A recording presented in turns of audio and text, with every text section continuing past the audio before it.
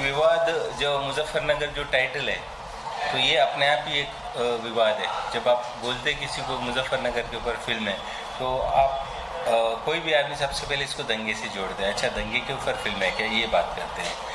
तो ये लेकिन जो फिल्म है मुजफ्फरनगर द बर्निंग लव, ये दंगे के ऊपर ज़रूर है, बट इसमें जो हमने दिखाया है कि एक कंप्लीट कमर्शियल फिल्म होती है, जिसके अंदर सॉन्ग्स हो और कुछ कॉमेडी सीन्स हो, कुछ रोमांस हो, इमोशनल चीज़, सारा चीज़ है इसके अंदर। ऐसा नहीं कि दंगा देखते देखते आदमी एक मोनोटोनस हो जाए और बहुत हैंगओवर सा लगे लोगों को, वो चीज़ नहीं है इसके अंदर। ये जो फिल्म का जो प्रोड्यूसर है मनोज कुमार मांडी, ये वहीं से है जहाँ मुजफ्फरनगर के आसपास से। उन्होंने जब ये स्टोरी लिखा, तो उन्होंने करीबी से दंगा जो हुआ था उस टाइम पे वहीं थे, हर जगह पे इन्होंने जाके क्या हो रहा है क्या नहीं ये सब देखा, इनके सामने ही हुआ सारा चीज़। तो इन्होंने एक स्टोरी लिखने के बाद मुझे अप्रोच किया कि हरीश जी एक फ़िल्म बनानी है, मुजफ्फरनगर ऐसा है, दंगे के ऊपर है। तो मुझे थोड़ा कुछ जानकारी थी इसके ऊपर कि मुजफ्फरनगर में हुआ था जो हिंदू मुस्लिम राइट्स जो है। बट जब मैं वहाँ पे गया, जो लोगों को मिला, जो मैं रिसर्च करने के लिए गया, क्या है ये, कौन है, कैसा हुआ, क्या चीज़ है, तो मुझे बहुत सारी चीज़ वहाँ पे मिली देखने को कि जो लोगों को मिला मैंने, जो दंगे से पीड़ित लोग हैं और कुछ विलेज है जो मुजफ्फरनगर का आउटस्कर्ट्स में जहाँ ज़्यादा इफ़ेक्ट हुआ है। तब इसमें जैसा मैं डीपली रिसर्च करते गया, बहुत सारी ऐसी चीज़ आई हिडन जो किसी को पता नहीं है। मीडिया में जहाँ तक जितना आना आ चुका है, जो नहीं आ चुका है वो चीज़ भी बहुत खतरनाक है, भयंकर इफेक्टेड है। सो वो सब चीज़ को मैंने नोट करते गया और उसको थोड़ा सा डेवलप किया। फिर उसके बाद मैंने उसके स्क्रीन प्ले लिखा है। फिर उसके बाद एक बॉन्ड स्क्रिप्ट रेडी हो गई, फिल्म शूट की है। सर, बात करें मुजफ्फरनगर की, तो मुजफ्फरनगर में क्या रिएक्शन है शासन का इस फिल्म को लेकर के? सुना है फिल्म को बैन कर दिए हैं वहाँ पे जिलाधिकारी। हाँ जी, ये एक्चुअली क्या है कि सिर्फ मुजफ्फरनगर सिटी में एक 4-5 थिएटर में फिल्म नहीं लगना चाहिए, ये वहाँ का जो डीएम है उन्होंने बोला हुआ है थिएटर वाले को। इसके लिए थिएटर वाले फिल्म लगाने से थोड़ा सा घबरा रहे हैं। बट लेकिन ये जब फिल्म देखने के बाद उनको लगेगा कि ये फिल्म रिलीज़ होना चाहिए, ताकि रिलीज़ होए तो लोगों को मालूम पड़ेगा कि भाई ये फिल्म आने से कि अगर इसको देखने के बाद और लोग जो दंगा जो फैलाते हैं कराते हैं, तो वो कितना भी कोशिश करें, जो लोग उसमें इन्वॉल्व नहीं होंगे वो चाहेंगे कि भाई ये दंगा जो है ना, इसका जो इफ़ेक्ट है बहुत भयंकर होता है। इसमें बहुत सारे परिवार, घर, ये सब ख़त्म हो जाते हैं। तो इस वजह से मैं चाहता हूँ कि ये फिल्म आना चाहिए। जब मैं डीएम को, मेरा प्रोड्यूसर जो मिले उनको, जब वो फिल्म देखने के लिए तैयार नहीं है, वो बोलते हैं एडीएम को दिखाओ, एडीएम बोलता है डीएम से बात करो। ये क्या है कि गुमराह कर रहे हैं कि इनको एक्चुअली फिल्म देखना चाहिए। हाँ, देखने के बाद इसमें क्या कमी है, क्या खराबी है, सो हमें बताए। एक दूसरी बात है कि सेंसर सर्टिफिकेट मिल चुका है। क्या हम सेंसर सर्टिफिकेट क्यों लिए फिर? क्यों हमें यूए सर्टिफिकेट मिला? ये क्या नाटक है क्या सेंसर बोर्ड का? क्या मतलब है सेंसर बोर्ड फिर? जब हम हर स्टेट, हर डिस्ट्रिक्ट का हर आदमी को फिल्म दिखाना ज़रूरी है फिल्म करने के लिए, तो फिर ये सेंसर बोर्ड का तो मतलब ही नहीं है ना। क्यों हम सेंसर बोर्ड में इतना उसका सारे प्रोसेस फॉलो करें, उनको दिखाएं, उनको शो दिखाने के बाद में वो लोग सर्टिफिकेट देते हैं, कटिंग देते हैं, वो सब हम करने के बाद फिर उसका जो यूज़ ही नहीं है। हम तो थिएटर में लगाने के लिए फिल्म कर रहे हैं, जब थिएटर वाले मना कर रहे हैं कि क्योंकि उनका डीएम परमिशन नहीं दे रहे, अब डीएम फिल्म देखने के लिए जरूर समझते नहीं है। अब इसमें एक प्रोड्यूसर अपना पूरा इन्वेस्टमेंट लगा के वो वेट करता है, टाइम देता है उसके लिए। एक फिल्म बनने के लिए, ऐसी फिल्म बनने के लिए 1-1.5 साल लगता है। शूटिंग के दौरान बहुत सारी तकलीफ होती है, उसको फेस करना पड़ता है। वो कंप्लीट हो जाती है, फिर सेंसर के थ्रू जाना पड़ता है। जब सेंसर हो गया, फिर ये नया नाटक हो गया, ये इधर ये बंद करो, वो बंद करो, उधर पद्मावती को बंद करो, इधर मुजफ्फरनगर को बंद करो। ये क्या है फिर? क्यों हम हमेशा फिल्म वाले क्यों टारगेट में रहते हैं?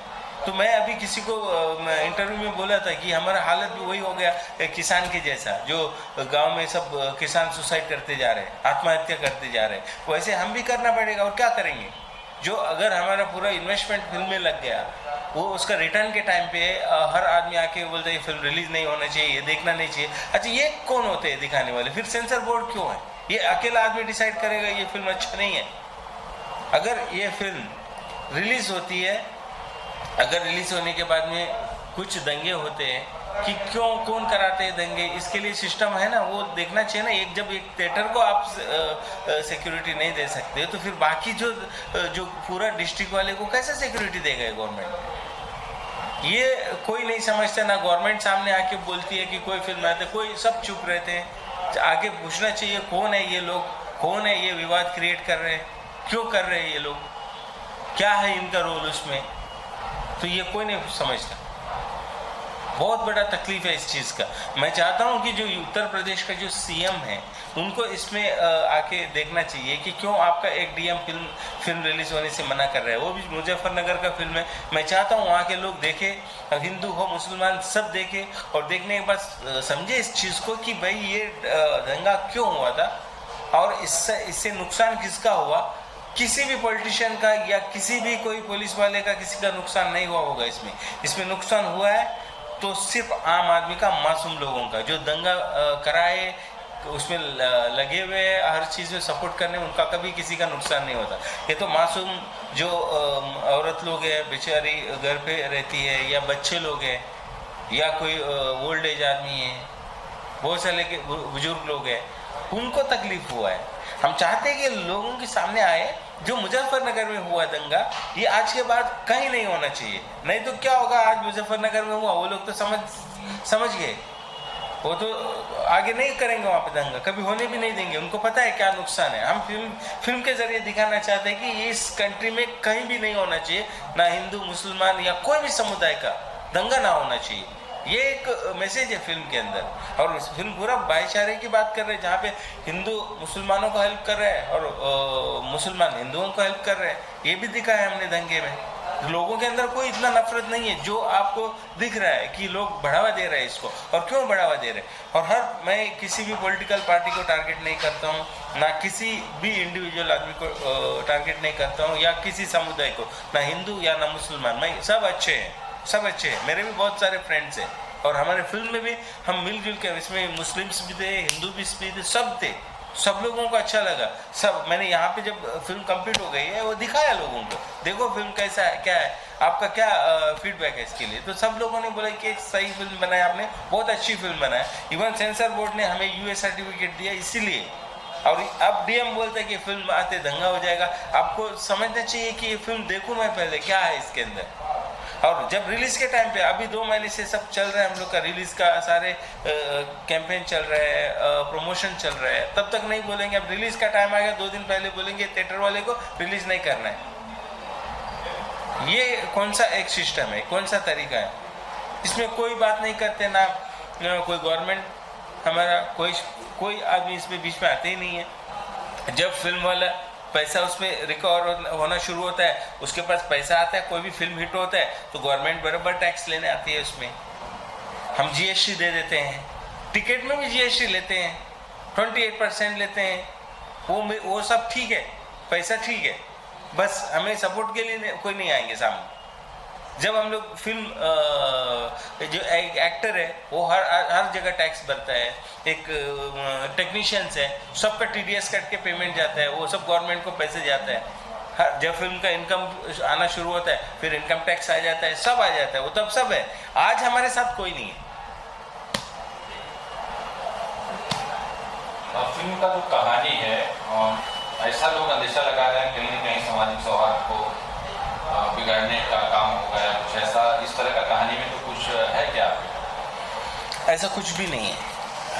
अगर ऐसा होता तो सबसे पहले सेंसर में पहले एग्जामिन कमेटी वाले बैठे, वो देखा उन्होंने, उनको कुछ चीज़ों में दिक्कत थी।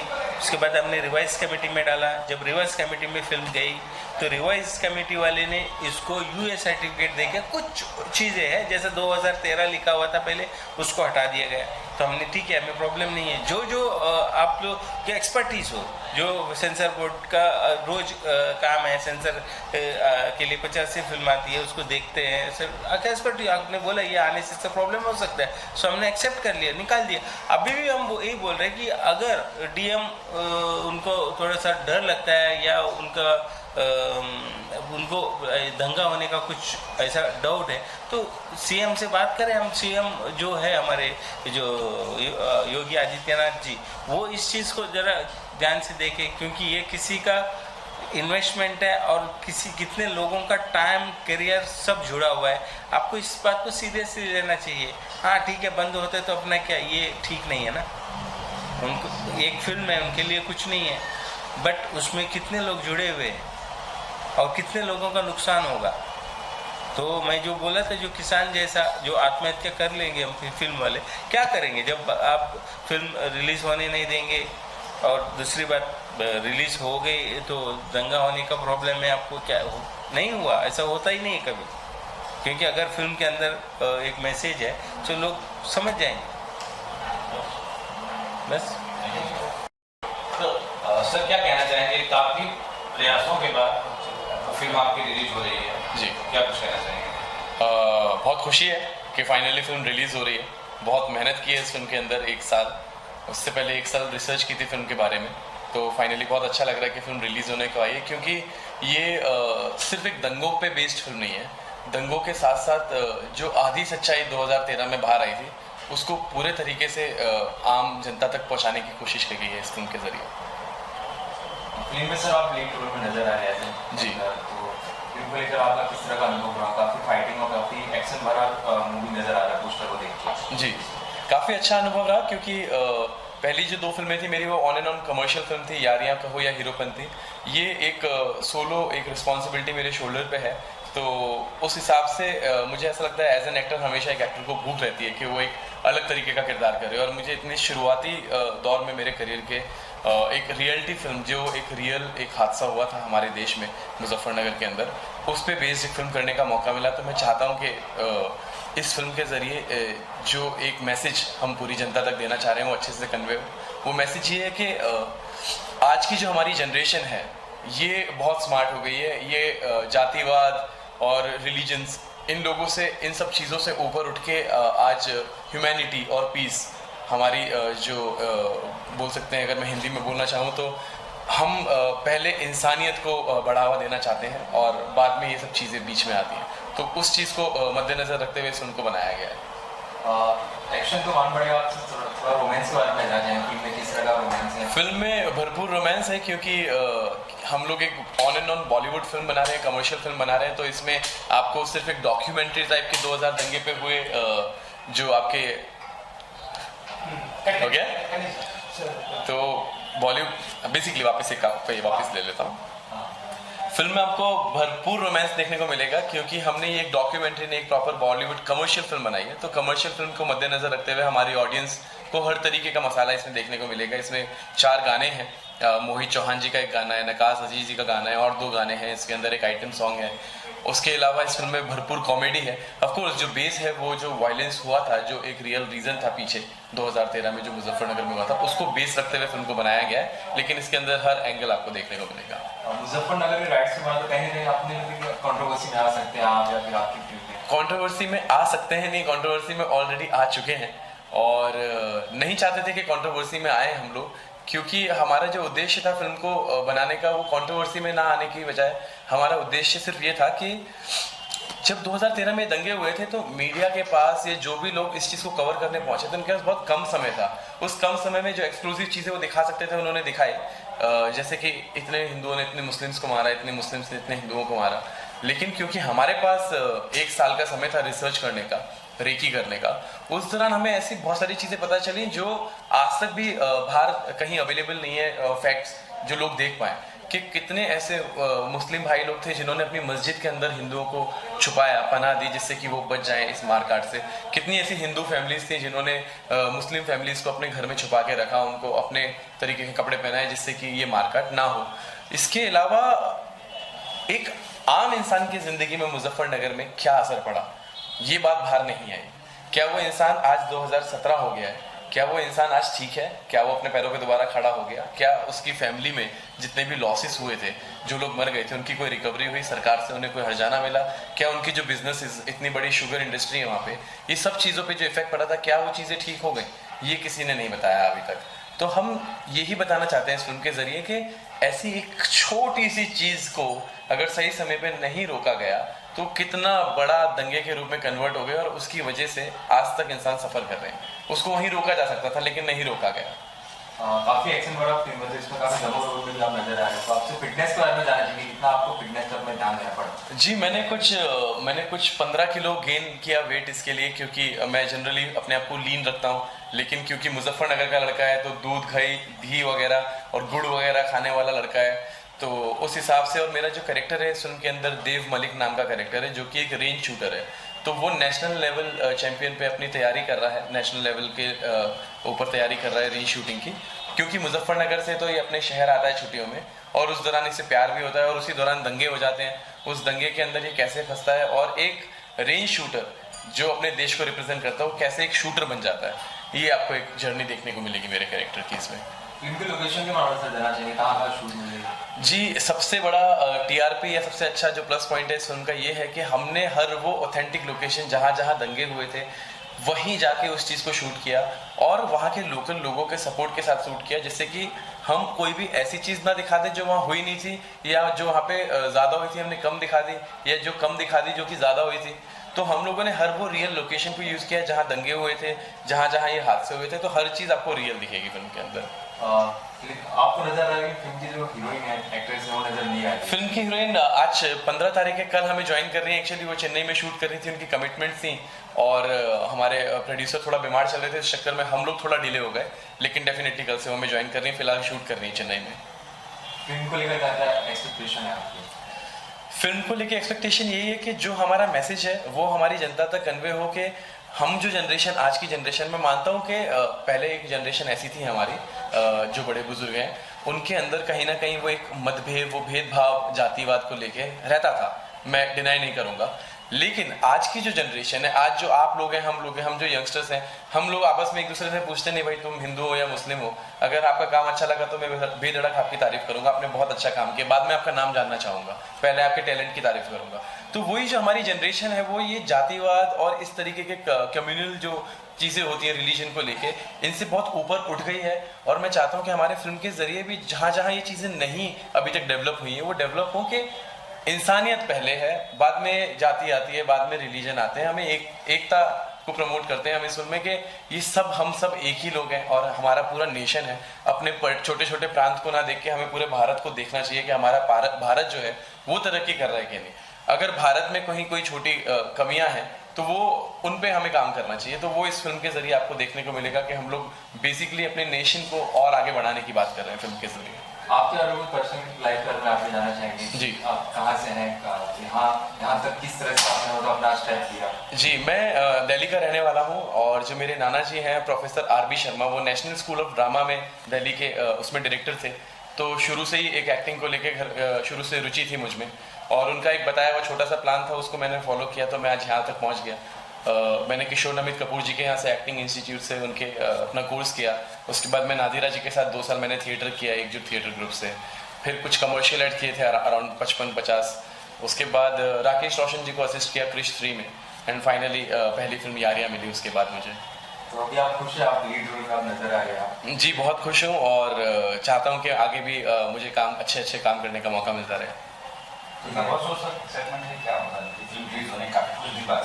बिल्कुल, हर इंसान को होती है। बच्चन साहब ने बोला था कि ये नर्वसनेस जिस दिन खत्म होगी आपके अंदर का एक्टर मर जाएगा, तो बिल्कुल मैं ये बात से बिल्कुल सहमत हूँ जो उन्होंने बहुत ही पते की बात कही कि आज भी नर्वसनेस होना बहुत ज़रूरी है इंसान के अंदर, क्योंकि वो नर्वसनेस हमेशा एक स्कोप ऑफ इम्प्रूवमेंट, एक ग्रोथ एक एक्टर के अंदर बनाए रखता है कि नहीं हमें और बेटर करना है। तो है, नर्वसनेस है, लेकिन पॉजिटिव नर्वसनेस है कि लोगों का रिस्पॉन्स अच्छा आएगा फिल्म को लेकर। आपने कई जगह प्रमोशन किया है जी, कैसा इसमें मिला?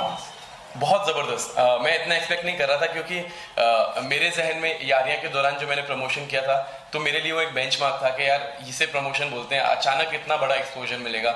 लेकिन जहाँ जहाँ हम गए वहाँ वही सेम लोग हमें मिलते गए, उन्होंने बताया आप आए थे तभी भी, तो मुझे बहुत अच्छा लगा कि अच्छा भले ही हम लोग बड़े कॉर्पोरेट के साथ नहीं आ रहे, लेकिन प्रमोशन लेवल पे बहुत अच्छा रिस्पॉन्स मिला सब जगह से। कंपटीशन काफी बढ़िया बॉलीवुड में, जैसा आप तो देखते हैं जी, कहीं ना कहीं डर नहीं लगता न्यू कमर है आप, किसी का बैक हाथ नहीं आते?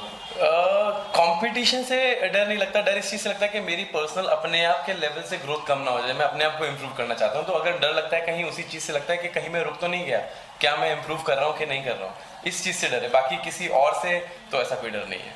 इसके बाद फिर क्या नहीं? अभी मेरी 2 फिल्में कंप्लीट है। मुजफ्फरनगर के बाद मेरे ख्याल से एक पार्थो घोष है, उनकी एक फिल्म मेरी कंप्लीट हुई है।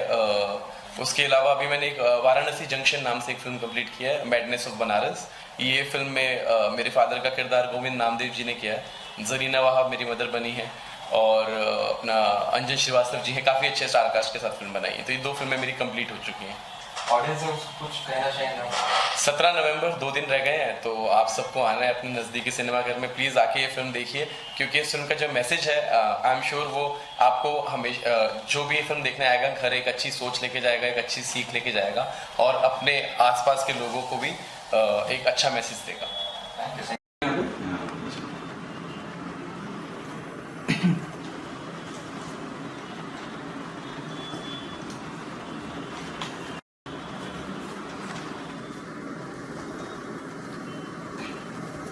नहीं सर, अच्छा लगा। अच्छा बोल मत थोड़ी भाई बोली क्या चोरी कर लेके जा बोली। अरे प्रेस शो तुम दिखा रहे हो संतोष भाई? हाँ सर। सर बात करें मुजफ्फरनगर, कैसे ये फिल्म आपकी जोड़ी में है, क्या कैसे जी? मुजफ्फरनगर एक्चुअली हरीश जी और उनकी टीम सर्च कर रही थी एक ऐसा कैरेक्टर जो कि देव मलिक के साथ जो बबलू का कैरेक्टर है उसके हिसाब से हो एंड उसके लिए कंफर्टेबल हो। यूपी मुजफ्फरनगर के टाउन को पकड़ पाना, वहाँ का जो हाव भाव है, जिस तरह के वहाँ के लोकलाइट्स रहते हैं, उस चीज़ में ढल जाना जिसके लिए थोड़ा इजी हो। और क्योंकि उनको एक मेरे जैसे लुक्स का एक लड़का चाहिए था उसके लिए, तो मुझे कॉल किया गया। उन दिनों मैं जयपुर में शूट कर रहा था कहीं, उसके बाद हमारी मीटिंग्स हुई एंड देन इसको डन किया गया, क्योंकि मुझे सब्जेक्ट बहुत अच्छा लगा। बिकॉज जब ये फिल्म ये दंगे हुए थे 2013 में, उस वक्त मैं न्यूज़ एंकर था और मैंने उस वक्त की रिपोर्टिंग को बड़े नज़दीक से देखा था। पर क्योंकि जब आप मीडिया में होते हैं तो आपकी कुछ बंदिशें होती हैं कि आप उन सच्चाई को किस तरह से पेश करते हैं, आपके संस्थान का एक अलग प्रेशर होता है आप लोगों के ऊपर। जब ये फिल्म मेरे सामने आई तो मुझे लगा कि इस फिल्म के ज़रिए एक सच्चाई को सामने लाने की कोशिश की जा रही है, तो जो चीज़ें उस वक्त शायद मैं नहीं दिखा पाया था लोगों को या नहीं बता पाया था, वो बताने का एक अच्छा मौका है और इसीलिए फिर मैंने इस फिल्म को करने का निर्णय लिया।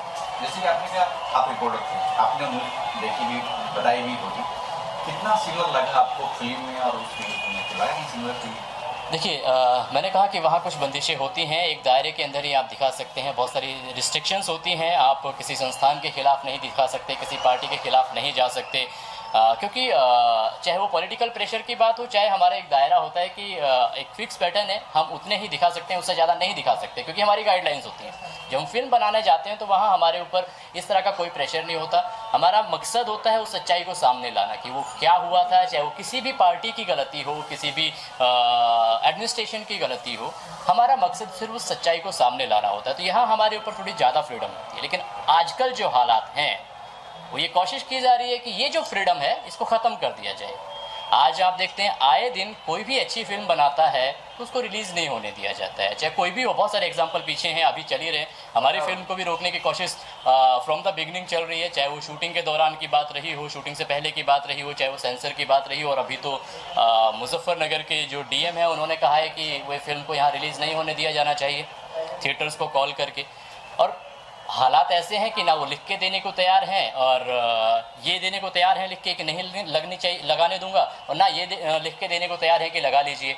सिर्फ एक फ़ोन कॉल कर दिया, आधिकारिक रूप से वो लोग कोई एक्शन भी नहीं ले रहे हैं और बीच में रोक के लटका के रखा हुआ है। तो इससे कहा जा सकता है कि अननेसेसरी हमारे जो इंडस्ट्री के जो लोग हैं उनको परेशान करने की कोशिश बहुत समय से होती आ रही थी, जो बहुत ज़्यादा बढ़ गई। जैसे कि आपने कहा कि आपको टोन भी अलग है फिल्म के अंदर, क्या टोन है वो? भाई देखो, हम तो हरियाणा के और मुजफ्फरनगर क्योंकि हरियाणा से मिलता है, तो हमारी जो भाषा है वो कति ठेठ जाटों वाली है। कैसा रहा एक्सपीरियंस देव के साथ में काम करते? आपने काम किया है? जी। देव जो है एक्चुअली बहुत ही अच्छे हैं बाय नेचर भी, हमारा पर्सनल बॉन्डिंग बहुत अच्छी है फिल्म में, क्योंकि हम बहुत ही अच्छे दोस्त हैं, चड्डी बड्डी हैं, ऐसे दोस्त हैं जो कहते हैं ना कि लड़की कोई छेड़ता है पिट के कोई और आ जाता है, पर हमारी उतनी अच्छी बॉन्डिंग क्योंकि रियल लाइफ में भी है, तो उनके साथ काम करके बड़ा मज़ा आया। पर्सनल लाइफ में बड़ा मज़ा आता है हमें, फिल्म में काम कर पहली बार हम लोग साथ में काम कर रहे हैं, पर हमें बहुत अच्छा लगा। Harish ji ultimate actually you know what, आजकल रियलिस्टिक सिनेमा का टाइम है, हर तरफ यही कहा जा रहा है कि रियलिस्टिक सिनेमा की ओर आगे हिंदुस्तान का जो बॉलीवुड है वो बढ़ रहा है, तो उसके लिए ज़रूरी होती है एक एक्टर को फ्रीडम देना और सही गाइडेंस देना। हरीश जी का एक ही मकसद होता है कि जो उन्होंने सोचा है उस सीन को लेके, वो जो पिक्चर उन्होंने देखी है वो सामने आनी चाहिए, उसके लिए वो एक कलाकार को पूरी छूट देते हैं कि वो अपने हिसाब से उसको परफॉर्म करे, जहाँ गाइडेंस की ज़रूरत होती है वो गाइडेंस भी देते हैं। तो ये जो मिल के जो कॉकटेल बनता है ना, उससे बहुत अच्छी चीज़ निकल के सामने आती है, तो बहुत मज़ा आया मुझे हरीश जी के साथ काम करके। दो दिन बचे हैं, तो क्या लग रहा है, नर्वस हो रहे हो, एक्साइटमेंट हो रहा है क्या? 4-6 दिन पहले नर्वसनेस थी, लेकिन अभी जिस तरह से हमें फीडबैक मिल रहा है अभी हम बहुत खुश हैं, क्योंकि थिएटर से रिपोर्ट अच्छी है। बहुत सारे ऐसे सिनेमा हॉल्स थे जो शायद हमें बहुत हल्के में ले रहे थे, आज वो भी उनके भी कॉल्स आ रहे हैं कि नहीं हमें भी मुजफ्फरनगर लगानी है, तो इसको देख के बड़ी खुशी हो रही है। आप सभी लोगों का साथ मिल रहा है, फिल्म बहुत अच्छे तरीके से रिलीज़ हो रही है, इसलिए पूरी उम्मीद कर रहे हैं कि फिल्म को रिस्पॉन्स भी अच्छा मिलेगा। Thank you.